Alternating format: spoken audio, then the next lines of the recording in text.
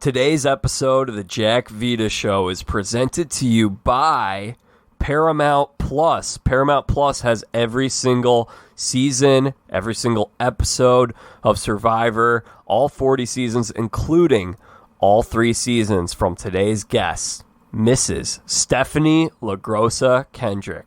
One of the real legends of the game. She was on Survivor Palau, Survivor Guatemala, Survivor Heroes versus Villains. By the way, Survivor Palau, best season of Survivor, in my opinion. My all-time favorite season. If you guys want to watch or rewatch any of those seasons, go and get an account.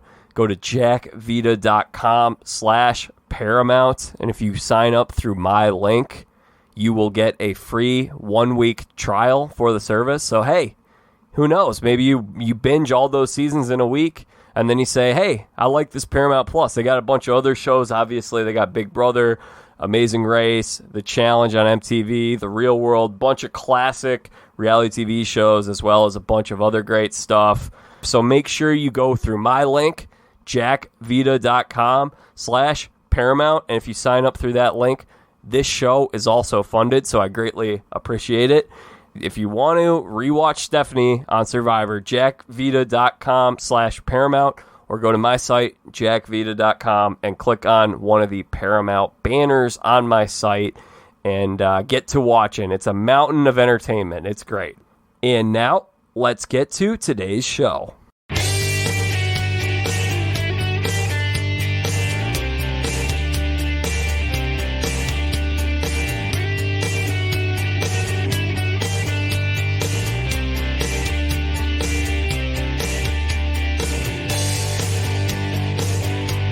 What's up, y'all, and welcome into the Jack Vita Show. I'm your host, Jack Vita, here for a very special bonus episode of the podcast. We have a very special guest joining us on the line in a second. I will bring her in a second, but first, you guys enjoy today's episode of the show. Make sure you subscribe to the Jack Vita Show on Apple Podcasts, Spotify, wherever it is yet you are listening to podcasts. We've had a number of Survivor contestants here, former athletes, Bachelor contestants, Challenge contestants, and we got some great guests coming up. I will be speaking tomorrow with Orestes Destrade, who does the Rays games in Tampa. He's been on the Rays broadcast for the last 10 years, and he used to be on Baseball Tonight, played on the Marlins. Should be fun to talk with him. But I don't want to waste any more time because we have a very, very special guest, someone I've been so excited to talk with. So hopefully I get this introduction. I do a good job on this intro here. She is a baseball wife, and her husband won the World Series in 2008. Her husband is Kyle Kendrick, a member of the 2008 Philadelphia Phillies. They're fantastic pitching rotation, but she's a star in her own right. She was on Survivor 3 times, and honestly, if you're a Survivor fan, you know this name because she was, in terms of Survivor stars, I think one of the biggest the show's ever had. I shouldn't even say I think. Clearly was. She played a lot of sports growing up, I would think, because I know she played Division I lacrosse. So we welcome her into the show today. Stephenie LaGrossa Kendrick, welcome to the show. Thank you, Jack. That was a beautiful introduction. Thank you. Thank you for having me. Loved it. Good job. Okay, cool. Well, it's great to have you here because I watched you on Survivor a bunch, but I also know that you have to at least like sports if you play Division I lacrosse and you marry a baseball player. So I'm curious, what was your lacrosse career like? Where'd you play? And did you play other sports growing up as a kid? Yeah, so I grew up, I was the youngest of 5, and I had 4 older brothers, so they obviously played a lot of sports. My dad coached all of them in baseball and basketball and all their sports, and then I came along and I wanted to get involved. So I swam, I played basketball, played volleyball, played field hockey, played lacrosse. Volleyball was my big thing in high school, and it ended up being, it was the first time I ever had a lacrosse team, and it was the same season as volleyball. And because I played field hockey, those kind of go hand in hand. And the coach was like, coach out of Temple. She had gone to Temple, which was Division I, like 7th in the country. And she said, I'm telling you, you got to try lacrosse. I can tell, you know, kind of by your skill set, I think you'd be good at lacrosse. And it killed me because I played beach volleyball. I played court volleyball. I really loved it. And I tried lacrosse the first time, and I was terrible. Like, I threw the ball against the wall, and it kept flying back at me, and I totally missed it. And I was like, okay, seriously? They think I'm going to be good at this? It's ridiculous. And it took some practice, but I ended up learning how to catch. And it is known as the fastest sport on two feet. I ran track. I ran for the Penn Relays. I mean, so I also was kind of a runner, and I ended up playing 4 years, and I started getting recruited, I guess, my junior year. And I ended up signing with Temple, who was, at the time, I believe, like 6th in the country. Wow. And I started as a freshman, and I ended up I was like a center. I was trained by these two twins who were from Russia to do the draw in the center. They were like top in the country at the draw, but they were graduating. So I replaced one of them and took over the draw, and ended up not really loving the school and the area so much as I loved the program, but transferred, went to Mom's University, also Division I, and that's where I graduated from. So it says here you were all conference one year. Is that correct? In college? Yes. Yeah. Yep. Yeah, I got a couple different accolades. I don't remember them. I mean, we won the title one year for the NEC. I think we won like the whole thing, the championship. So that was amazing. Because see, Monmouth was a Division I, but it was a lower Division I because they wouldn't release me, Temple, to a competitor, a high Division I, where I would have had a red shirt, sit out a year. So I didn't want to do that because it would have messed with my scholarship because, you know, most of those schools are so expensive. My parents couldn't afford, you know, anything like that. So I did a lower Division I, but the program ended up being amazing, and we killed it, and we ended up eventually becoming like a very competitive, legit D1 school before I had graduated from there. So we put them on the map. Just kidding. Very cool. So I know that you went to high school in Philadelphia. You're from New Jersey. And I did a little research, and I believe there was a very big-time NBA star who was in high school around the same time you were in the state, or in the city of Philadelphia, if you know who I'm talking about. I do. And he did not take me to the prom, and I was really upset. Really? It was like a big deal who he chose to take to the prom and not me. And he had never met me, so it was perfectly understandable. But I secretly thought he liked me and wanted to take me to the prom. And he didn't. For those who don't know, Kobe Bryant from Lower Merion High School. Yes, Lower Merion.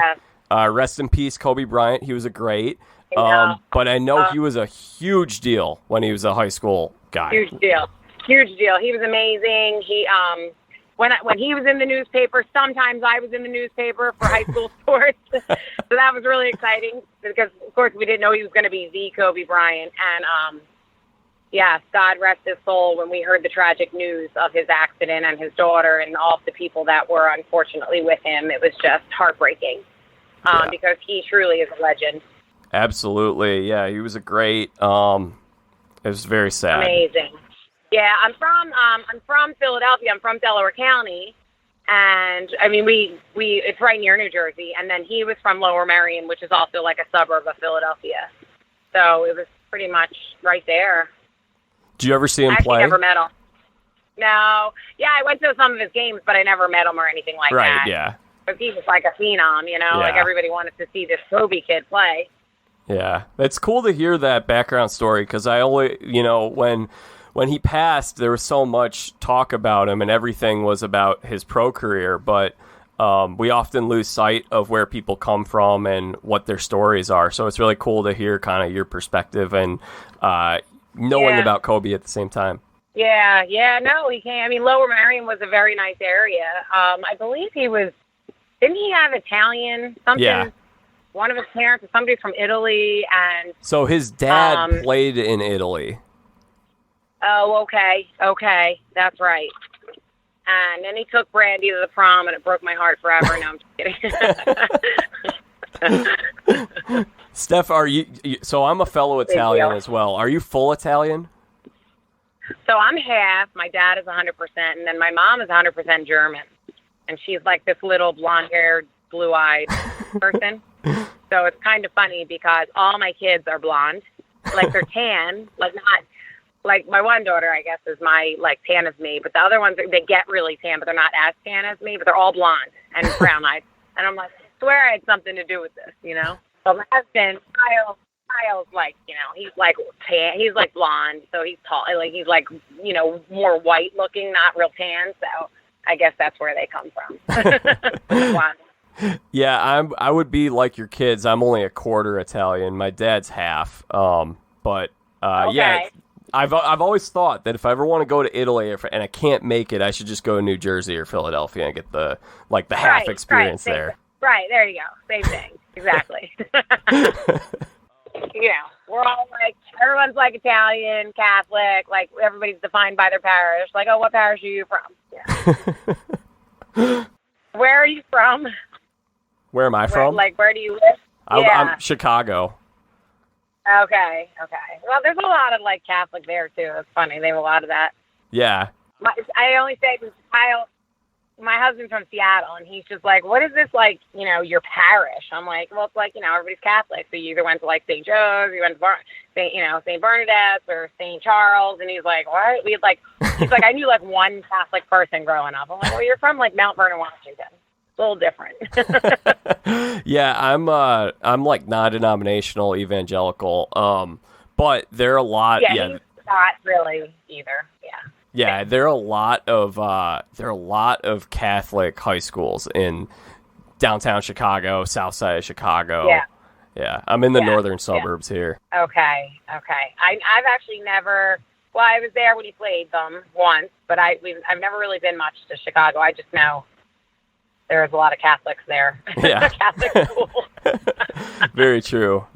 So, were you a big-time Phillies sports fan growing up, or were you a fan of other teams? Funny enough, my family, when I was really young, had season tickets, or somebody in my dad's work that my dad was a mailman. He was ended up being eventually the postmaster at this post office, but they had Phillies season tickets. So my brothers did always go, with my dad. I never went. But yeah, Sunday the Eagles were on, everything was Flyers, everything was Phillies, everything was Sixers. That was it. There were no other teams, So it's just kind of funny that I ended up marrying Kyle because that was not in the plan. That was not, what I was, going for. That wasn't a prerequisite, you know what I mean? Right. But that's all right. It worked out. Yeah. So it kind of sounds like your family. I'm picturing Silver Linings Playbook, something like that. One of those Philadelphia Italian families. Oh, yeah. Yeah. Everybody yells. Everybody's loud. I'm like the peacemaker. Brothers are fighting. Holidays are great. Yeah. Whole thing. We literally be like a movie. There's a show based out of where I'm from. There's a series. It's called The Mayor of Something, and it's all about where I grew up. Really? Supposedly. I haven't seen it, yeah. Oh, I haven't seen that. I have seen It's Always Sunny in Philadelphia, though. Yeah, I've seen that, too. That's funny. But this is supposed to be really good. I don't know. I've never seen it. Well, this is I don't know, it's on Netflix or something. It's like a drama, but it's based in Delaware County, Philadelphia, where, I don't know, exactly where I'm from. So I heard it's pretty good. I have to put it on my list. Yes.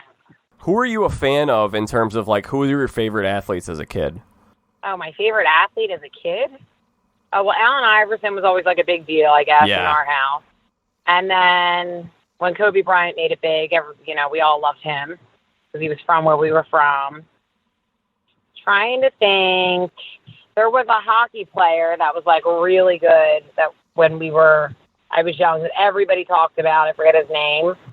And then I guess as I got older, Brian Westbrook and that whole crew from the Eagles. Yeah. But I'm into sports and I go to games and all that, but I never was oh my gosh, Michael Jordan, everybody loved him, but I was never crazy with it. Yeah, I gotcha. There's a little bit of overlap for me because I'm a little younger than you are. Like, I remember when Iverson played in the 2001 finals, and every single kid, I was a young kid at that point. I think I was like 6 or 7 years old. And every single kid was rocking Iverson jerseys. Like, he resonated with so many children because kids saw themselves through the lens of a guy like him who was undersized and scrappy. Right. Yeah. Like, not your typical NBA big, tall star, you know? Yeah. And he killed it, man. He was so good. I mean, he was the face of that organization for a while. He was the face of the NBA for a little bit, too. He really changed a lot of the entertainment of the league, where a lot of the players want to become rappers and kind of be entertainers. He kind of was a part of that style. Yeah, I could see that. Definitely. Steph, how did you and Kyle meet? So I ended up, after my second Survivor, I want to say, can't even really remember. I was a pharmaceutical rep, and I quit my job because, you know, you leave for like 7 weeks, so you can't get a leave of absence, so you end up having to resign to film the show. So I resigned to go on the first time. Then I went back, interviewed, got a position with another company. They said, jokingly, you're not going to like leave us for another reality show, are you? And I said, no. As soon as I got through training, Survivor called. And I was like, you've got to be kidding me. I just told this company, like, I'm never going to leave for a reality show. They're like, it's a really good opportunity. First time we're ever going to do this. And, you know, we're going to bring you and one other person back. And it's going to be all new contestants. And we can't really tell you too much, but it's going to be like, it's going to make history, blah, blah, blah. And I'm like, oh, my gosh, I can't pass this up. You know what I mean? So I go tell my company, that's it. I'm banned from the pharmaceutical industry forever. That's it. I mean, not really, but I gather if I would ever try to go back, they'd say, are you going to leave for a reality show? So then after that, my brother came to me and a few friends and said, you know, good opportunity in Philadelphia. I was newly single. I had dated my long-term sweetheart, married him, and then it just didn't work out. So we got divorced. Great guy, just didn't work out. No children or anything. So I'm newly single. My brother's like, I have this opportunity. It's like a small little restaurant in Philadelphia. It's like a hole in the wall, but it's going to be amazing. Apparently, blah, blah, blah. Do you want to go in on it with some of your Survivor winnings? I'm like, sure. You know, I'm banned from the pharma industry. I need something to do. I grew up bartending through college. Like I bartended at the Jersey Shore, typical Italian, right? I'm the original Snooki, by the way. I really am. But so I did that, and that's where I ultimately met Kyle. Like, all the athletes would come in because it was a small place where nobody bothered them. Like, nobody wanted their autographs or their pictures. They could just come. They could sit at the bar. They could sit at a table in the corner and just eat. And it was good food. It was like a Spanish tapas. I had nothing to do with that. It was already established. We already had our cooks and stuff. It was just good food, and it was kind of near the stadiums. And he came in, and he asked me out. And I was like, no way, you're like 22 years old. I'm 27 and divorced. This is never going to work. And he's like, come on. He was very persistent. And I was like, I don't think you understand. I'm like 5 years older than you. You are like, I mean, he was so young, you know what I mean? And I was like, plus you're an athlete. And I know about you athletes. And I, been around many of them. And no, definitely not. You're on the road all the time. The girls are all over. No. And he's like, one date. So I'm like, fine. So one date, I'm like, fine, but it's at my restaurant. I'm paying. And if I don't like you, you have to leave because this is where I work. So we had, dinner. We sat like at this high top right in the center of the restaurant. It was nothing like romantic. I'm like, we're not sitting at a table. We're not sitting in the corner. I don't want him thinking anything. And he was so nice. And I was like, oh, crap. Because he's from the West Coast. He's from Seattle. He's not like really what I'm used to here. On the East Coast, we're very like quick, and not that we're not nice, but he was just so chill, laid back, sweet. So then, and then he asked me on another date, and then that went really well, and then we got kind of serious, and the rest is history. So that's how it all worked out. But I really was not interested, for the record, in the beginning. I tried my best to say no. That's a great story. That's really cool to hear. So were you guys together during the 2008 World Series run?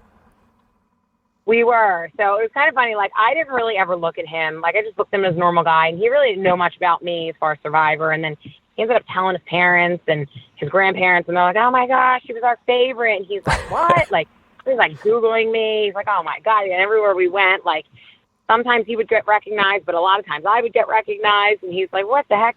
So then they end up going to the World Series that year, and they can bring one person, you know, on the float. And his dad, he's, like, really close with his dad, but shortly after this, we end up getting engaged, but he asked me to go, you know, on the float with him. And so I was his guest on the float with a bunch of the guys and their wives. And then I think he asked my dad's permission, like that off season.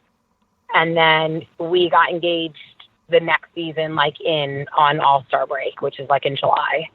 And then we had to wait like a full year because it was too rushed to get married like that November or whatever. So we got married the following November. So we were engaged for like a year and a half and dated, you know, we were together like 2 years probably before we got married. So I went with him on the float at the parade. It was insane. You mentioned being a huge Eagles fan, but then having at the time, fiance on the Phillies. Which championship was more thrilling, exciting for you, when the Eagles won in 2018 or when the Phillies won in 2008? Oh, gosh, nothing will ever beat the Phillies winning. That was insane. And then the next year, they went back. Was it the next year they went back again and they lost at Yankee Stadium? Game 7, which, by the way, now Joe Girardi was the manager of the Yankees at the time, and, of course, he manages the Phillies. And isn't that crazy? What kind of person Joe Girardi is that after they won the World Series, he was driving home and he saw someone on the side of the road and he helped them fix up a flat tire on the side of the road after they won the World Series. I mean, like, amazing. Amazing, right? Yeah. Yep. What a good guy. I know. Yeah, that was, I mean, baseball, playoff, there's nothing like playoff baseball. I worked for the Flyers for a short time, and they were really good when I worked for them. Yeah, I was the arena host. I was like the girl in between commercials or whatever that like did the giveaways for the fans and stuff. Yeah. And they were like really good. What was this? Maybe this was 06, 07. Yeah, the World Series was 08. It might have been, it must have been 06. It was right after Survivor, and they made it to the playoffs too. So, playoff hockey is fun too, but there is nothing like playoff baseball. I mean, it is chilling. It's so cool. And I've been to the Super Bowl before, years ago. Which one was I at? When the Giants won. The Giants played, who did they play? It was in Arizona. Patriots? I think so, yeah, and the Giants won. Yep. Yeah. They beat the Patriots twice. Yeah. But it baseball playoffs and the World Series it's so cool. I completely agree. And I must add at this time, as a Chicagoan, the Blackhawks did beat the Flyers in 2010 Stanley Cup. That was a fun experience over here. But I also will co-sign with you and say that baseball playoffs there's nothing more like emotional than October baseball, and I'm excited to get into it in a couple weeks. I cried when the Cubs won the World Series. I cried. I bet. You know what's funny? Like, I had, we get so many, like when Kyle played, you get so many tickets. Like, you pay for them, but you get so many that you have. So we brought, like, friends of ours, and me being from Philly, like, all my best friends are from there, my family and all that. And I'll never forget, like, my one best friend's husband. I look over, he is, like, bawling. I'm like, oh, my God. Like, he is seriously bawling. And I'm like, the one that's like related to somebody. I mean, I cried when they lost at Yankee Stadium.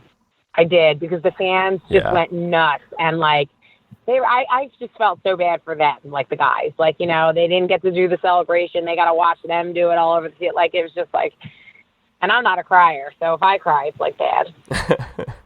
But it is. It's cold. It's fun. Like, you know what I mean? Yeah, I know exactly what you mean. I went to a playoff game the Cubs lost, and it was like the worst feeling ever. And it wasn't even an elimination game. It was just, I would think if I was like in your position where if I was dating a girl and she was playing a championship series for softball or something like that, and just like, I feel like it would be the added pressure of like, as a fan, you feel emotionally attached to it, but then you actually have someone who's playing in it. Like, is there an extra weight to that? I mean, yes and no, because you have a feeling of gratitude that they were able to make it that far, and that they have the privilege of even doing this. Do you know what I mean? Yeah. And most of those guys feel the same way, but at the same time, I mean, a lot of them, Roy Halladay played his whole career and never got a World Series ring. You know what I mean? And was like one of the best pitchers to ever play the game. So, maybe for his wife, you do bear that weight because now he's passed and he never got that, So it's just, it's just how the game goes. You win some, you lose some. Yeah, and I had heard that Roy Halladay was just a fantastic human being. Yeah, he and Kyle were really close. I mean, Kyle looked up to him so much. Like, that was like his little, Kyle was like his little follower because he just looked at Roy like, he was a god. But then they became really good friends. And when that all went down, that was just beyond words, upsetting. Yeah. So Kyle does some things now here in Florida that actually some baseball programs that Roy really started and really got going. And so Kyle kind of stepped in a little bit in his place and does some things that he used to do. So it's kind of cool, to see that. Yeah. Yeah, that's very cool. He's from this area. So, yeah, it is. He was an awesome guy. I know I had heard from one of my friends. So I mentioned to you, I have some friends who have Philly connections, and I'm in a group text with 4 Phillies fans. Okay. And it's just every single night they're so angry when the games are not going the way that they want them to. And there are a lot of expletives used that I will not share on this show. Oh, yeah. It's a family-friendly show. But one of the guys is he's a big fan of Kyle and, of course, the 2008 team. They all love that team. And I had mentioned that I was going to be talking with you, and they said that Cole Hamels was the one who gave him the nickname Crazy K. Yeah, you know what? That's funny. I don't even know. I didn't know that because Ryan Howard was the one that always called him that. Oh. So was it Cole that did that? I didn't know. They all had, Cole was Hollywood, and Ryan was Rhino or Big Piece, and then Kyle was Crazy K. I actually don't know where that came from, to be honest. So. But I bring up Cole Hamels because I know that he also has a Survivor wife. Heidi was on Survivor as well. So I was curious if you guys, when you interacted with each other, did you know who each other were? Or did that come up later? It came up later. So I watched Survivor whenever I could when I was in college. And I remembered seeing her season. But when I years later, met Kyle and then met her, and she's now Cole's wife, I didn't even put it together until I think somebody said, wait, you were on Survivor? Do you know Heidi was on Survivor? And I'm thinking to myself, oh my God, that's Heidi? Whoa. So then we became really good friends. To this day, we're very good friends, but neither of us knew each other from Survivor. So here we are, 2 girls, both on Survivor with 2 pitchers on the same team. It was bizarre. Yeah. But, she was on an earlier season than me, and she had a really rough go. She got down to 70-something pounds, and she had kidney failure. And so her experience on Survivor was much different from my experience on Survivor, It was, a lot harder on her body. And, she almost, died. She had to go, Wow. for dialysis, really bad. Yeah. I got down to 92 pounds, so I definitely was tiny, but I didn't have to be hospitalized. Do you know what I mean? So. Gosh, yeah. Yeah. Her, leaving the show kind of put a little bit of a bad taste in her mouth, I think. She almost died. Me, I went back 3 times, so obviously I'm a glutton for punishment. But she, those earlier seasons were, brutal because they didn't give them anything. And, even my first season, they didn't give us anything, but they started to, later. You could, Guatemala, we had rice rations, Palau, you had nothing. And then when I was on it 8 years, 5 years later or whatever, they gave us stuff for Heroes, Villains. I can't remember what. Maybe rice rations again. Did they? I can't remember. I was only on it for 6 days. Those bastards. Excuse my language. But Yeah, the first, like, 5 seasons. I was on 10, 11, and 20. I think she was on 4. Those first 5 seasons, they were, like, it was, like, brutal. Yeah, I've been watching since the start, so I was curious what drew you to Survivor. How did you end up on the show? Well, that was the thing. Like, I watched it all through college, and I loved it. I was like, oh, my God, this is such a cool game. Like, it's competitive. It's athletic. It's about people. It's about being mentally strong. Like, I never camped. I wasn't this, like, big-time camper, but it was, like, all the competitions, you know what I mean? And the mental state of it. It was, like, all in one.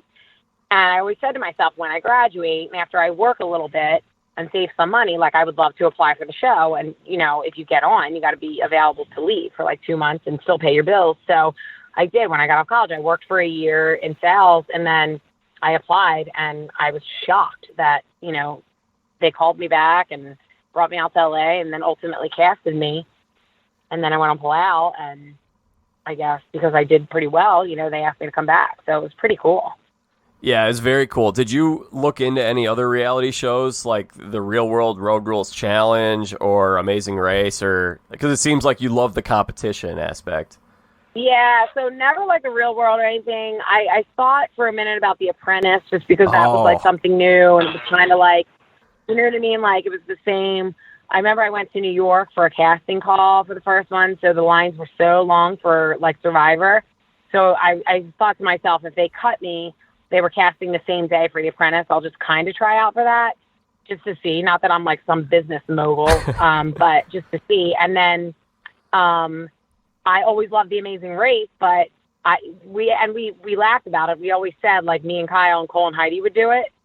Oh, yeah. But it would be, like, such great TV because I would be, like, yelling at Kyle the whole time because he's, like, so, like, relaxed and slow. I would be like, hurry this rig up. We're going to lose. Like, it would be great TV. But, yeah, we never did The Amazing Race. Still got time. I know. He's, like, so happy just being home. You know, he's not a big traveler. He doesn't really like to, like, you know, he likes to stay in the United States. He doesn't really like to do anything that's, like, crazy or, like, I'm like, let's go to Africa. Let's go on a safari. I'll go on Survivor again. Like, if we could be any more opposite, we are as far as, like, adventure. So he's like, we got to do what and go where for The Amazing Race? What is it? He's like, no, thank you. He's very content. The Apprentice was great back in the day. It was so good. Right? That was so good. You're fired. So good. And that's all the same nation. Like, that's all that Mark Burnett. Yeah, Mark Burnett did The Apprentice, Survivor. I think he did The Contender was another one. Yeah, and The Amazing Race. No, I think Amazing Race is Jerry Bruckheimer. Oh, really? He's not Amazing Race? I thought he was Amazing Race. Yeah, it's a little different. But Mark Burnett, the GOAT of reality TV. Anyway, how'd you get on Palau? How'd you do it? So you went to the casting call? So I did a casting call. Actually, it was funny enough. I was in New York. I was in some building, and I was, like, next in line. So they bring you into the hallway, and you wait outside the room. And ironically enough, Jamie Foxx is, like, walking down the hallway. What movie was he in with Jada Pinkett Smith? And it was coming out then. Gosh. Will Smith's wife. Yeah, this was like 2003 or 4. This movie was funny. Was it Ray? I can't remember. I don't think it was Ray. I don't know. Okay. But he was there, going to do a talk show and promote this movie. And he comes walking down the hall with, like, his bodyguards and stuff. And I'm outside, like, standing there. But literally, as, like, the Survivor people are coming out of the room, he comes up to me and he's like, hey, what's going on, baby girl? And, like, acts like he knows me. And I don't know who he thought I was, but I was like, hey, how are you? Like, so good to see you. He picks me up. He gives me a kiss on the cheek. He spins me around. I'm like, are you promoting your movie? He's like, you know it. I'm like, all right, go get him. I'm like, so good seeing you. Can't wait to see it. Like, totally acted like, I forget the movie because I knew what it was. I remember, like, everybody talking about it. They're like, how do you know Jamie Foxx? I'm like, don't worry about it. I know, like, a lot of people. Trust me. Just put me on your show. Everyone's going to watch. Like, it was so funny.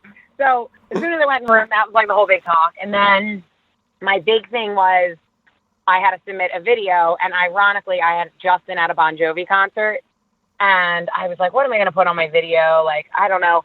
Well, this girl I used to work with, when I was at the Bon Jovi concert, it was the last concert ever at the Vet in Philadelphia. So somebody went on and bought the tape, the VHS. Somebody was filming a guy I worked with. He didn't believe Bon Jovi pulled me on stage and sang a whole song to me at the end of the concert and kissed me. And he didn't believe it. This guy, Mike Goldberg, I worked with in New York. And he goes, because I worked in Manhattan at the time. And he goes, I'm going to go try to find it. So he finds the VHS. I, to this day, still have it. And he's like, oh, my God, Bon Jovi really did pull you on stage. So this girl that I worked with, or I was friends with, she's like, you got to put that as your first clip. And then it'll flash to you, and then just say, like, Bon Jovi can pick me out of a crowd of 50,000 people, so can you. So that was my video, and they called me, and they were like, okay, was that seriously you on stage with Bon Jovi? I'm like, yes, and I'm not telling you anything else unless you bring me to LA and cast me. So I think Bon Jovi helped me a little bit get on the show. That's amazing. That's such a great story. No, seriously. I have the clip. You can find it on somewhere my brother once found it on the internet somewhere. I'm terrible. I'm like a terrible internet stalker, but I have the VHS actually. Okay, I will look it up later. I will see if I can find it somewhere, and if I can, I'll put it out on my Twitter or something like that, and I'll send it to you. It's the last concert ever, John Bon Jovi at the Vet in 2003. That's all you have to put in. It comes up. My brother had it somewhere. Okay. It's got to be out there somewhere. Everything's on YouTube these days. Crazy. I know, right? And I used to be on that Twitter, and it's like linked to my old, I don't even have access to it because it's linked to my old email, and I don't have access to the email. I can't get into my Twitter account. It's a nightmare. So I'll try to find it. I'll find a way to send it to you if I can find it. And then, thank you. Okay. Yes, sure thing. Okay, so you got into Palau, and Palau, in my opinion, honestly, it's my all-time favorite season. I think it's the best season of Survivor. It was amazing. Yeah. I think it's actually the highest-rated season that's ever aired. I could be wrong now because there's so many new ones, but I'm pretty sure it was one of the highest-rated seasons ever. It was definitely, like, Borneo had, like, this 50 million people watch the finale, which was, like, a phenomenon, and then Australian Outback was, I think, 30 million or so, like, the whole season. It was a number one show on television, and then for, like, a solid stretch between, like, season 3 and probably I actually think after season 11 was coincidentally when the show really started to drop significantly. But yeah, Palau is definitely one of the highest rated of those seasons for sure. Yeah. It's a great season. So, obviously for those who are listening to this, they probably know your story. On Survivor Palau, you outlasted your entire tribe. Your tribe did not win a single immunity challenge, but you emerged as like this big inspirational figure for women and young girls, and like really like this great story tale character that everyone absolutely resonated towards and loved. What were you expecting out of that experience? Like, as you were going through it and you just kept losing and losing and losing, did you think that something positive was going to come out of it? Like, what was your thought process? Honestly, I really didn't. I just was like, oh my gosh, we are the worst tribe ever. This is so embarrassing the whole time. And I was trying to stay positive. It wasn't until, and then when it came down to that fire challenge between Bobby John and I, it wasn't until then that I was like, oh man, he like really taught me how to make fire, and I just beat him. That I realized, like, okay, this might be kind of cool because now I'm the last one left. But then it was like, okay, I'm the last one left. Like, they literally, all these cameramen, no one helps you, no one talks to you, they ignore you, they make it like, they get these like booms that are like even longer than normal, so they're like nowhere near you, so you totally feel alone. And they're like staring at you, waiting to see what you're gonna do. I had to go back to some cave by myself. I had to keep the fire going. I'm like paddling a 12-man canoe by myself, trying to climb coconut trees. I mean, it was a disaster. But I was like, I got to do this. Like, I literally, this is it. And I thought to myself, eventually they're going to have to merge me or something. Like, they can't possibly have me compete against the whole team by myself. I'm already, like, way down. But I was like, I just have to stay positive and I just have to keep going. And then when I joined that other tribe, I thought it was so amazing because originally, if you remember, when we all stayed the night together before they separated us into two tribes, before we did that schoolyard pick, I had already formed a bond with Tom and Katie. So I was like, oh, they're totally going to like hook back up with me and take me to the end here. Was I wrong? Like they were trying to get me out before I even got there. Jerk. And I'm friends with them. We're like on a thread. It's me, Tom, Katie, Greg, Ian, and like especially with 9/11 because Tom lost a lot of friends, unfortunately. And, Tom's a firefighter. So like we all literally just talked like yesterday. Like we talk all the time. And I mean they've become some of my closest friends, but I'm like those jerks screwed me over. But no, it was just kind of it really was not a lot of editing. I mean, it's literally how the cookie crumbled. We freaking lost every challenge. It was unbelievable. It was like comical. Like I was like, guys, we are like stronger. Like we're younger and stronger looking. How are we not winning anything? Like, hello. So funny. Like ridiculous. And then Jeff rolls his ankle. He's like our strongest guy. I'm like, okay, perfect. He rolled his ankle. He's leaving. Great. Yep. Things are working out well. Unbelievable. Unbelievable. But I think it became such a good story because there was so many firsts for the first time, And that's what's great about the show. Like you can plan this show, you can pre-run these challenges, you can pick the location, you can pick the contestants, you can put them on the same teams. But you just can't control how people are going to act and how challenges are going to go in the end and how people are going to if they're going to freak out, how mentally they're going to you cannot predict it. It is like a social experiment with people. It's like unbelievable. Yeah, it was at one time, I think, one of maybe the best show on television. I would say it was, actually. I don't think it's as good as it used to be back in the old days. Yeah.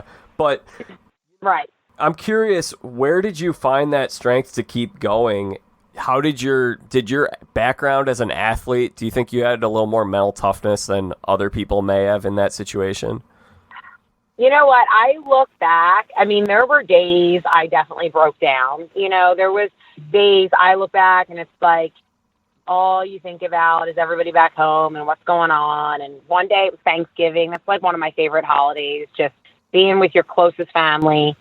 Lots of food, lots of storytelling. Like, I love that. I love that so much more than even Christmas and all the presents. Like, just being together, and it was Thanksgiving, and I was like, this sucks. Like, it's Thanksgiving, we're starving, we're way down, like, with these challenges. We were in a beautiful location. I swear, part of me, something about the water has always brought me peace.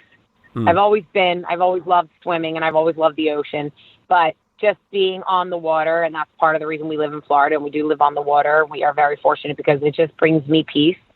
So that was helpful, but you're just down, and some people just lose it. And it doesn't matter what you say or what you do or how you think, like you do have to mentally be strong. And I do think for me, yes, playing sports, but a lot of times it's got to come from within. And I think like adrenaline does kick in. Like in a lot of those challenges, there was a weighted bag challenge. I've got James handing me his weighted bag. Like sometimes mental needs to overcome. And if you mentally are already beat, you're done. So I am very good with stamina type things. I've always stayed like when I ran, I was distance runner and things like that. But so sports, but also I've just been always being the youngest of five. Like I've always been really mentally strong. I've kind of had to fend for myself. Things weren't handed to me. Like I said, my mom was a stay-at-home mom. We lived in a row home. We didn't have much. My dad was a mailman. So I always kind of started working when I was like 12 at a diner, and I always made my own money. Like, I just think it's kind of the way I was raised, and it really helped me on the show because I think if I grew up, more privileged and things always handed to me, I might have just been like, you know what, screw this. This is hard. Like, this isn't what I signed up for. You know what I mean? Absolutely. But I don't know because that's the only life I've ever lived. I mean, now, obviously, my kids are way more fortunate than I ever was. And that is a struggle for me because I constantly am like, I want you to understand how lucky you are, how lucky you are to be able to do this. And, I tell them, when you're old enough to get a car, you're not getting a car unless you have a job and you can help pay for that car. Like, Mommy never had a car. Like, I'm going to try to implement a lot. I know times are different, but I'm going to really try to implement a lot of how I grew up as best I can with them because, it teaches work ethic. 100%. So I think it's the way I grew up. Yeah, I do. And even like Guatemala, I went back on Guatemala and here it's me and Bobby John were these huge targets. And even that, like me to get to the end like that, like, yes, I did screw people. I had to play a much tougher game and I had to be a lot more cutthroat. And a lot of that was editing. I really was not as brutal as they portrayed, but, they got to make a story too, and they want good TV. So, and they also have to tell the tale as to I get to the end, but I don't win. Like they know that, So had I been this perfect little nice princess, I then should have won. It wouldn't have added up. Do you know what I mean? So, but who would have ever thought I would have made it all the way to the end? Are you kidding me? Like never in a million years. Like they should have got rid of me I should have been like the third vote off or whatever. But, so it's kind of just, you never know how the game's going to go. You just don't. Did you think you were going to be voted out first in Guatemala? I thought I was going to be voted out early. Not first, but early. And then Heroes Villains, I knew I was going to get voted out early because I had went to the end the second time and did so well the first time. There was no way they were letting me. I mean, the first day I was on that island, they wouldn't even look at me. Like Rupert, I loved him. I never met him before. He was like one of my favorites. He wouldn't even look at me. I'm like, hey, oh my gosh, Rupert. Like, nope. Like they already had their minds made up. Like, well, we're getting rid of her because she'll go to the end and win. So, it really is a brutal game. And even when you're sleeping, you're not sleeping because you're like, oh, me and this guy and this girl, we're in. Nope. I think they're trying to screw me over right now. While they're laying there, I bet they're thinking we're getting rid of her. Like, it's such a mental mind game. Like, it is crazy. Yeah. Like, you really have to be like, okay, I'm okay. We're like, you got to talk to yourself. It's like a whole crazy thing. It really is. Going into the fire making challenge that you had with Bobby John, I mean, there were only two of you left. And I was curious, heading into tribal council, at what point did you know that you were going to compete in a challenge against each other? How did you think that whole thing was going to go? Take me through that. Well, I think we got tree mail that day, and it said something like, 2 of you remain.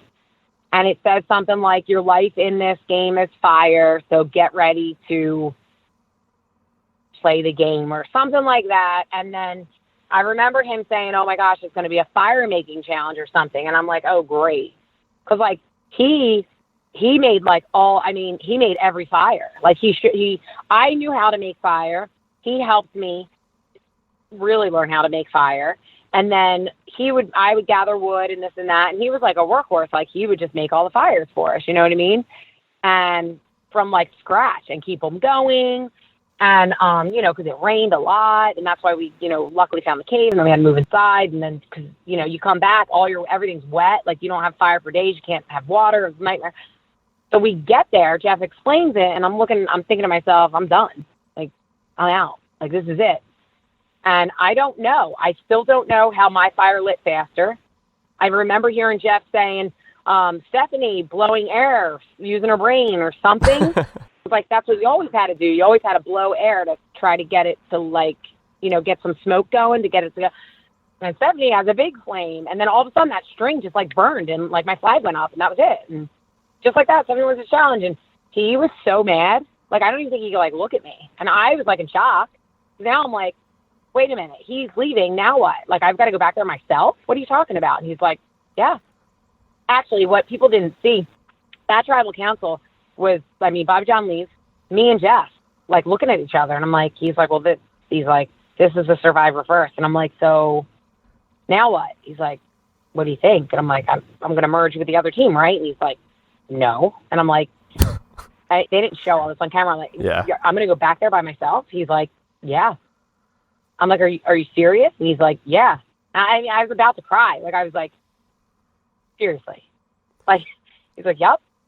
And then I think the cameras are rolling the whole time, but they edit everything. And and you just see them go, okay, Steph, head back to camp.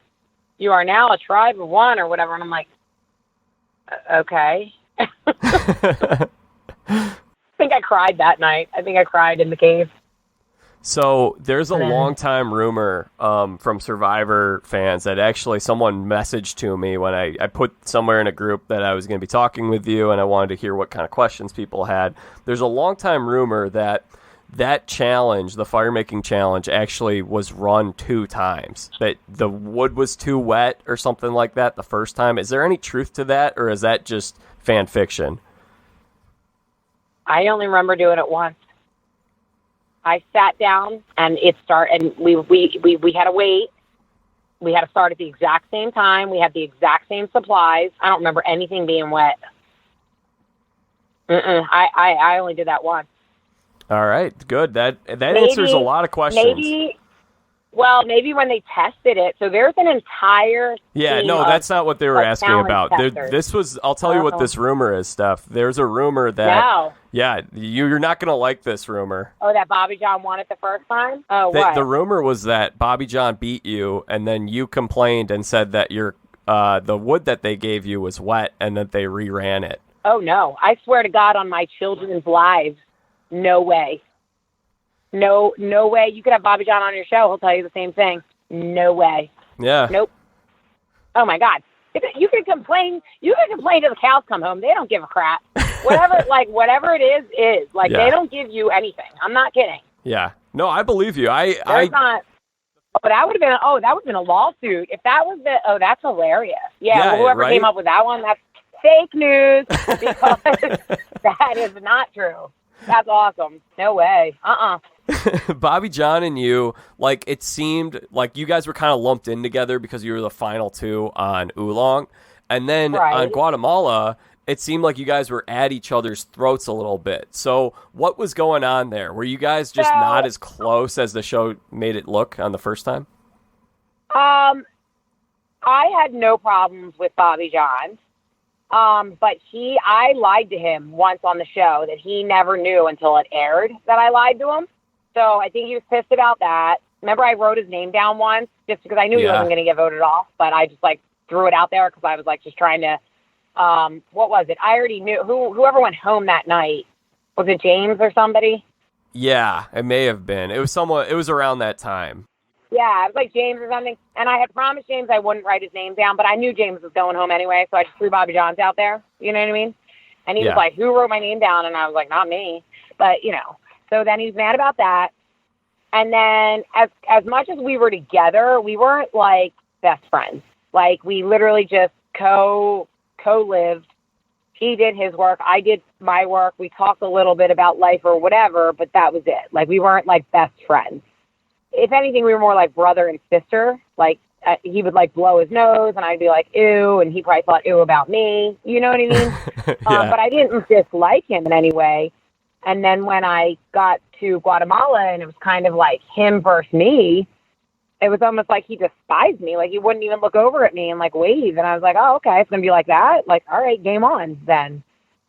Whatever. And so they wanted to get rid of him very early on. And I was the only reason he made the merge. He's like, please at least help me make the merge and at least make the jury. We had this conversation and I was like, I will do my best to make sure you make the jury. And he did. He could have gone sooner than that if it wasn't for me. But I don't think he ever cared about that. How did you protect him in the pre-merge? Guatemala pre-merge. I don't have so much protecting. It's just people come up with these ideas and people get together and start talking and it's kind of just deflecting away from Bobby John. Well, what about this one? This one seems kind of crazy. I think we should go for this. You know what I mean? I didn't want anybody to think I was trying to be buddy-buddy with them either because had we both gotten to the end, that would have been a whole thing. So I didn't want people to start being I think Stephenie and Bobby John are in together. So we got to get rid of her too, Yeah. So it's all everything's kind of a fine line. But yeah, they wanted to get rid of him way before the merge and before the, jury began. And what was he, the first member of the jury or the second, I think? Yeah, he was the first, I think. Yeah. Well, he wasn't supposed to be. So you came off Palau And like I mentioned, I mean, really, I think what's interesting is like Rupert was a huge mega star in the Survivor community after he went on Pearl Islands and All Stars, and they gave him $1 million prize. And then you came along, and it seemed like you sort of stole that spotlight from him, right? And you were the most popular at the height of your popularity. It was like Colby Donaldson or Tina or Ethan Zahn were kind of like some of the people before that. But you were really like the biggest star in terms of universally loved. You went on Palau. Everyone loved you. And then Guatemala, you mentioned some of the editing, and I noticed it this time through. I was really curious to see, like, you know, is Stephenie different on this season? And really, it doesn't seem like you're different at all. They just put in every clip of you complaining, basically, when it was Guatemala, by the way, is one of the... Guatemala and Africa were probably the two toughest seasons, at least just from my outside perspective. It was the actual worst look. I mean, even the crew was like, "Oh my God, this is the worst location like we have ever." And I went back to back. Like I wasn't even normal yet, like mentally or anything. It was like 6 months later, I went back on. Like my body wasn't even right. So I was like, in fact, I didn't even remember Guatemala. We just watched it like a year ago with my kids for the first time. As we were watching, my kids are like, "Who wins this challenge?" I'm like, "I have no idea. I don't remember the challenge." I have like blocked it out of my memory. That's how mentally whacked out I was on the show. Like I didn't even remember it. Because you're not like, it takes you a long time to like really recuperate from these shows. Like if you're really on it for a long time, it's like really draining. And I mean, not to interrupt you, by the way. Sorry. Oh no, you're good. My personality. That's one thing with me, like what you see is what you'll get. And I am very loyal and I am very honest. And I don't change for anybody. Like you could be the biggest celebrity in the world. You can be the garbage man. I'm going to treat you both the same. And there were days I complained on Palau and there were days I complained on Guatemala. And there were days I was like, "Listen, guys," and I was the most positive person out. So it's really just what they choose to edit. Do you know what I mean? Like I was the same exact person both times. Yeah, and so on one season, the conditions appeared to be worse. And on that season, you also were in the dominant alliance. You got to the end and you didn't win. And they had to tell a story of like why you didn't win. And unfortunately, what happened as a result is you went from being like this superstar to still being a superstar, but not having the same levels of popularity. I'm curious if going into that season, was it comfortable, uncomfortable to be such a huge, like, universally loved figure? Was it a negative experience to lose some of that popularity? Was it a positive experience? I'm really curious to hear about how that sort of changed your life after being on the shows. You know what? Honestly, I know editing-wise, I went from, like, America's sweetheart to, at times, America's bitch, but I honestly I played the best game. I knew how to play both times, and I was proud of that. And whether my popularity rating from Palau was amazing versus not so great for Guatemala, it didn't matter because wherever I went, almost anywhere I went, if I was recognized, it was a positive type of a recognition. And all in all, like, I still ended up being that positive type of girl for young girls and women out there just because I gave it my all. You know what I mean? Like, I wasn't out there being like a negative influence in any way. If anything, I was still like pissy and this and that because I was trying so hard. Do you know what I mean? So yeah. All in all, I personally was very proud of the game I played both times. I mean, it was funny when they did the heroes villains. I thought to myself, am I going to be a hero or am I going to be a villain? Because I mean, the way the editing went, I could be either or. But all in all, I ended up being a hero because, you know, I had a huge target on my back. I went to the final too. And Danny played a good game, but here's the thing. They did not vote for her to win. They just voted against me. That's really what was done. And when you vote on this show, you vote during the gameplay. You don't have time to cool off. You don't have time to think about it. You vote the last night it's filmed, and that's it. Then everybody sits for 6 months, and then you go to the finale. If you would vote at the finale versus the time you voted the last day of the game, trust me, those votes would have been different. Because I personally had people come up to me and say, you should have won. I should have voted for you. I was just so pissed off because you screwed me. But that is the game of Survivor. Like, who played the better game? You know what I mean? So I was not a sore loser at all. I was not upset to sit next to her and watch her get that check, because for me, it wasn't about the money anyway. It was literally about who played a better game. And I truly believe I did.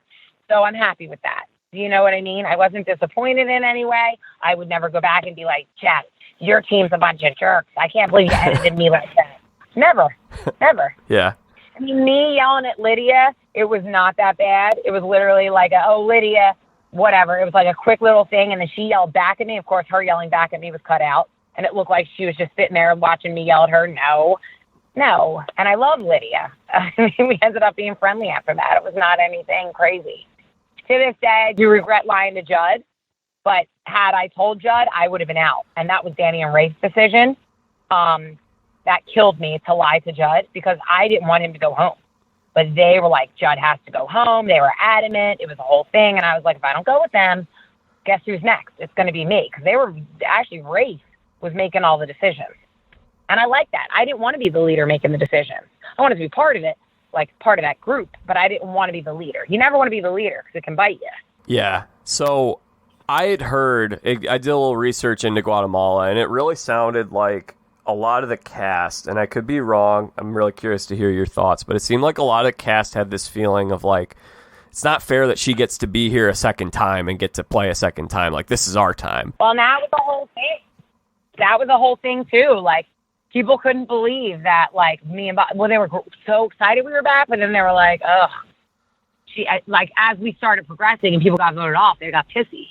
So I don't know if you could have won unless you and Bobby John somehow got to the end together, because it sounded like they weren't really going to vote for either of you regardless, which isn't fair, of course. That was another thought process. So that's why another reason I was trying to not be so out and out about protecting Bobby John, at least getting him to the jury. But I figured if I got him to the jury, I would at least get his vote in the end, which I didn't even get that. But exactly right. Like, I don't think and I said that. I said I have such a huge target with that. I think if I get to the end, I don't think I'm going to win either way. But, you know, it is what it is. All right, let's talk about the other bad part, because we're talking about the negatives with Guatemala, and then we'll get to some better stuff before you got to run. I know you only have a few more minutes left. So, heroes, villains. Mm-hmm. Negative experience for you, clearly. Honestly, I don't think Heroes Villains is a good season. I know I'm in the minority opinion, but I don't like Survivor All-Star seasons because there's so many things that play into the season where it's like, oh, these people were on a season together, so they're going to vote out these other people. Or like, Steph was really good the first time, so we got to take her out. She doesn't have a fair chance this time. Why did you ever find out why James and Rupert were so cruel to you in those 6 days? Before I even went in, James was already in with that LA crew. Like, him and Amanda and whoever's in their little crew, they all lived out in LA together, and they were all doing their thing out in LA together. They were all buddy-buddy. And I was very worried about that going in. And I expressed my concern to, like, the crew. And they're like, no, we're going to, everyone's going to be separated, and there's going to be different mix-ups, and no one's pre-aligned, and I knew they were. And then I get there, and yeah, James and Rupert hated me from day one. I never even met them. They couldn't stand me. And I was like, okay, that's cool. And then I'm with Tom, and I'm with Colby, but that's it. I'm with Tom and Colby. Like, the true heroes of the tribe, by the way. Oh, well, those are stand-up guys, like amazing guys. But, like, you can't have 3 people. You need more than that. And, like, they were all, right. Like, we were outnumbered. We were the old schoolers. They were the new schoolers. And I knew it. I knew I was dead in the water day one. I mean, I walked around and tried to, talk to everybody. I'm not kissing their butts. I'm not trying to get in line from day one, but just hi, get to know you. Like, we're stuck on an island together again. Like, let's embrace it. They had their people. They slept next to each other. I mean, you knew where the lines were drawn from the beginning. And I don't know what they had against me, except for maybe they were afraid I was going to be more popular than them. I don't know. But that's, their issue, not mine. I remember hearing Johnny Fairplay talk about at one point how when you really became a big star, Rupert had called him up and he was very jealous of you at the time. When you had just come off Palau and like he had been doing a lot of promotions for the show, and I guess I don't know what kind of stuff you were doing for the show, but you became the face of the franchise and you kind of stole it from Rupert. And ever since I heard that from Johnny Fairplay, said it on a podcast somewhere, when I watched that Heroes versus Villains, it just seems like he has it out for you because, and I also noticed this the other time he played, when he comes back on these All-Star seasons, he targets all the fan favorites because he wants to win the fan favorite prize. He can't share that spotlight with other people. That's what it kind of looked like on TV. And you know what? That's funny you bring that up because I thought he was this happy-go-lucky, like, great guy. And let me tell you something. When the cameras were rolling, he's playing the Rupert part. As soon as the cameras weren't around, he's barking out orders to people. Is anybody else going to get water around here besides me? And, like, nasty. And I'm like, oh, what, is there no camera rolling right now, Rupert? You're not going to be like Mr. Nice Guy? Like, it was unbelievable. He literally tried to play the part when the cameras were rolling. And I was only there, like I said, for 6 days, but it was so obvious. So obvious. I mean, I definitely was not a fan of his after that. And then James, he was like, James doesn't say 2 words half the time to begin with, and then for him to be yelling at me at some challenge because of whatever, like, I don't even know what the hell he's talking about. He did apologize to me at some point, and I was like, that's fine, like, you're out there, you're competing, you get caught up, people start yelling at each other, like, I get it, Yeah. And I don't hold grudges. But, yeah, he went off the handle with me, but that's all right, because I had my last say. He looked like an idiot, so it didn't matter. Hey, at least you got to get under Probe's skin at the reunion show. That was pretty great. You gave the plug for your restaurant. That was terrible. Well, I was like, not going to make any money here, so I might as well plug my restaurant. Just pissed. I'm just not happy. Have you been asked back, because it's been 11 years since Survivor Heroes versus Villains aired. And by the way, I'm not talking to Stephenie via video. I can't see what she looks like, but we're connected on social media. And I got to say, Steph, doesn't look like you've aged a day. I'll tell the listeners that. And but have you been asked back to the show since then? I have. I was pregnant the one time. So I had a decline, and then I was another time, and then they changed it. It was that all-winners season. And I'm a 3-time loser, so I ended up not qualifying because it was going to be some sort of an all-star type thing, and then they changed it to the all-winners. So, yeah. Would you have been in?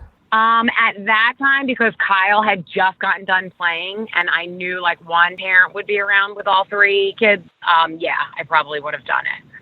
But the thought of doing it again scares me because, things didn't go so well the 3rd time I was on. So right. I don't think the 4th time will be a charm.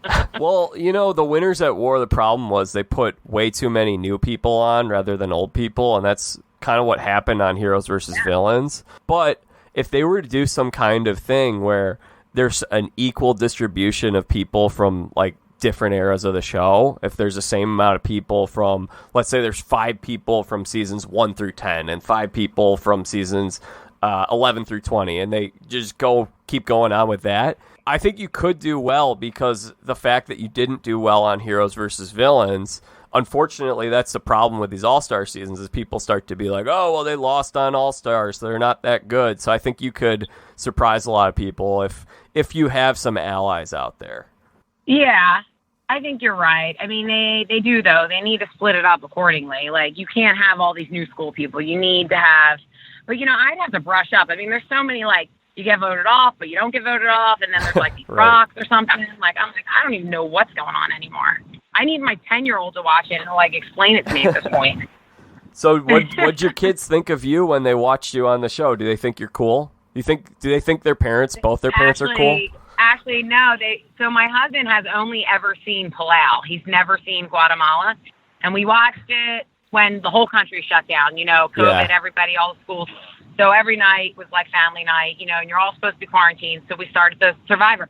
They were so into it. They thought it was so cool. And now they understand, like, I help out at school and stuff.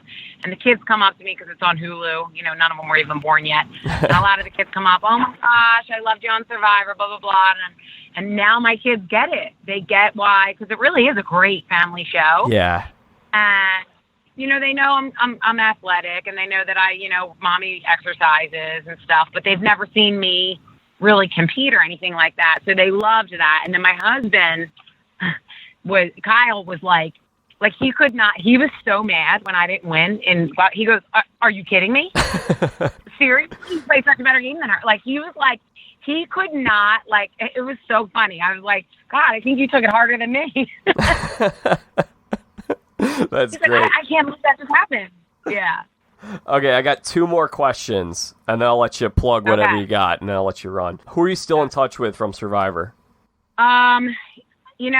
Sari, Tom, Westman, Ian, Greg, Katie, Kobe I talk to every now and again, Colby every now and again, Jeff a little, not really in touch, but I follow him, he follows me, kind of thing. Gosh, I hope if anyone's listening and I forgot you, I'm sorry. But it's just a really cool show. It's a really cool experience. These people become like family, and you just realize, people they'd do anything for you when you're put in certain situations. It really does bring out the best and the worst in people, but more so the best. So it was an awesome experience. And people from other, Boston Rob I talk to every now and again because he lives in Florida, and Amber, and then of course Heidi and Ethan. He just launched some cereal bowl thing that's really cool. I bought a couple for my kids. I'm trying to think. I'm friends with so many of them on social media that I kind of keep in touch with. So that's really cool. And then Julie Berry, she's pregnant out of nowhere. She looks amazing. Talk to her. Yeah, I don't know. A lot of them, really. Not even just my seasons. That's sweet. And then lastly, and then I guess we'll wrap things up. I know you work at a Christian school. I know you wore a cross necklace when you're on the show. We talked a little bit about Catholicism earlier. I was curious, what role does faith play in your life, Stephenie? I'm not super, like, you're never going to see me quoting the Bible and this Bible thumper type super religious-y person. But and my husband's not super religious. Like, he believes in God, but he doesn't really have an exact faith that's his. I was just saying the other day, like, it plays such a huge role in my life. Like, constantly I find myself just driving, or even at night when I'm falling asleep, or even just walking around my house, or whatever I do, I'm constantly praying. I'm constantly thanking for all the things I have, for keeping my children safe, for this crazy world we live in right now, for everything that we have, blah, blah, blah. Like, you know what? No matter, it's something to believe in, and it's something to be grateful for, and to help you through the hard times. So I'm never going to be that person that preaches like God to anybody or the word of the Lord. But in me, I have such a strong faith. It's, it's something that my parents gave me as a kid, and I'm grateful for it because, like, it helps me every day. And people wouldn't even know that about me. Like, I do wear a cross necklace. I don't talk about it. We don't go to church every Sunday. It's not like that, But I do deep down have a strong faith in God, and it gets me through a lot. Amen. So it's important to me, and my children do go to a Christian school, and it's important to them. It's all a learning process, and it's what works for you. Yeah. It's how you process it. Everybody's different. Amen. Well, thank you so much for your time today, Stephenie. This was an absolute blast. What are you working on right now that people can check out? Do you want to plug your Instagram account or anything that you're working on? Any charities or anything like that? Give Kids the World here in Florida is going to have a big event in December, and I'm supposed to go, but my daughter and son both are in like travel athletic events that weekend, and we're in 2 different directions. So if I can't go, I'm going to be helping to raise funds for that no matter what. So, and I'll put it up on my Instagram. My Instagram is, I don't even know what it is now. Steph Kendrick, I think it is. But it's Give Kids the World, and it's an amazing charity. It's for children with like terminal illness, and it's they put their family up at this like amusement park basically and give them like a whole weekend of just fun and enjoy yourselves and just let the kids like feel normal again, because, you know, most likely their life is not going to last very long. Unfortunately, they all have terminal illnesses. So we're raising money for that. And then, you know, I was working on a couple different things, and I'm not really promoting it right now just because some of them with COVID and everything are like frozen. Yeah. But, you know, if anybody's ever interested, they can check out my Instagram. It was public and then I went private. But I think I'm going to make it public again now. So, well, I'll tell you what, when you get that thing up and running, come back on the show. You can plug it again then. That would be amazing. Thank you so much. Thank you. I'm going to close here with a Gary Hogaboom quote. Oh, yeah, Gary. I loved Gary. Sorry, go ahead. Oh, no, fun fact about Gary. I haven't met him, but I should. He's someone that'd be great on here. Gary, he coached one of my friends from college in high school basketball. He was his junior high or high school basketball coach. No way. Grand Haven, Michigan. Gary was a cool guy. I didn't get real close to Gary because he was on the outs. He wasn't in with our numbers, so I didn't have a chance to really get that close with him. I was afraid to. Then I would have liked him too much and felt bad getting rid of him. Well, he once said, and I'll paraphrase here, she's Stephenie LaGrossa Kendrick. You can get her autograph after the show. Oh, my gosh. I remember that. Jeez. Yeah, he did say that. Well, folks, that concludes my conversation today with Stephenie LaGrossa Kendrick, one of the true legends of reality television. Was an absolute treat having her on the show today. I hope you guys all enjoyed it. If you guys did, and by the way, I'm sure we've had a bunch of new listeners today because Steph's a big deal. So if you're just finding this show for the first time, I'm Jack, and I love talking sports and reality shows, entertainment. Working on a lot, doing these football recaps each week just to talk about what's going on in the world of football. Also talking baseball once a week throughout the remainder of this season. And then we're going to have some more contestants from these shows coming up soon. I've been in contact with someone from the Bachelor franchise. We've also had people from the Bachelor. We've had a number of Survivor contestants on. I'm sure we're going to have more in the future. So if you guys like sports, if you like any of the stuff we talked about today, it was really cool hearing about Stephenie's life, her upbringing, her time on Survivor, her baseball life, her faith. So we'll be having more guests like Stephenie in the future, although Stephenie is an OG, and I guess you can't really replicate her. But if you guys like what you heard today, please subscribe to the Jack Vita Show and leave a review, 5-star review preferably. Write a few words, tell me what you liked about this or who you'd like me to have on in the future from Survivor. Just leave a review, comment. I would greatly appreciate it. And we're going to have some great content coming out soon. By the time you guys are listening to this, I probably already talked with Orestes Estrade of Baseball Tonight, formerly of Baseball Tonight, former Marlin. He does the Rays broadcasts. And I did my football recap for the week with Andrew Stem. We'll be back Sunday night, Monday, sometime like that, with another football recap. And then I'll be talking with legendary Survivor blogger Mario Lanza. We'll be talking plenty of baseball, probably a little Survivor too. That'll be coming out sometime next week. And then again, a lot of great episodes coming up throughout the fall. So if you guys like what you heard, subscribe to the Jack Vita Show on Apple Podcasts, Spotify, wherever it is that you get your podcasts. And follow me on Twitter, Instagram, Facebook. I'm at Jack Vita Show on all 3 of those platforms. I hope you guys tweet me your thoughts. By the way, tell me what you thought of this episode. What'd you think of Stephenie?